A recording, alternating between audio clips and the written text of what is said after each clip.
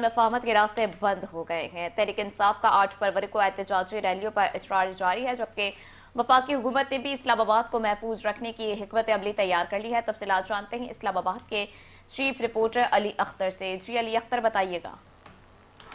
جی، حکومت اور تحریک انصاف کے درمیان 8 فروری کے احتجاج کے سلسلے میں مفاہمت کی کوئی کوشش کامیاب نہیں ہو سکی ہے، اور پی ٹی آئی کا بھی اصرار ہے کہ وہ اسلام آباد جلوس یا ریلی لے کر آئیں گے، لیکن حکومت نے اس کے خلاف پلان اے، بی اور سی بنا لیا ہے۔ اس کے تحت پشاور سے آنے والے جلوس کو اٹک پل پر روک لیا جائے گا، جبکہ لاہور پشاور موٹر وے بند کر دی جائے گی۔ کسی کو بھی ٹول پلازا پار کرنے کی اجازت نہیں ہوگی۔ اس طرح کسی کو بھی موٹر وے موڑ اور گولڈا موڑ سے آگے دیا جائے گا۔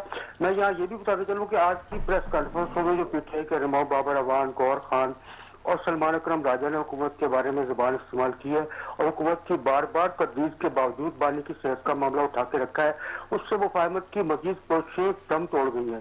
اس سے پہلے اسپیکر قومی اسمبلی سردار ایاز صادق کوشش کر رہے تھے کہ وہ کسی طرح محمود اچکزئی اور علامہ راجہ غلام ناصر عباس سے رابطہ کر کے مفاہمت کرا سکے، لیکن اب تقریباً تمام راستے بند ہو گئے ہیں اور تحریک انصاف کا اصرار ہے کہ وہ 8 فروری کو احتجاجی ریلیاں جاری رکھے گی۔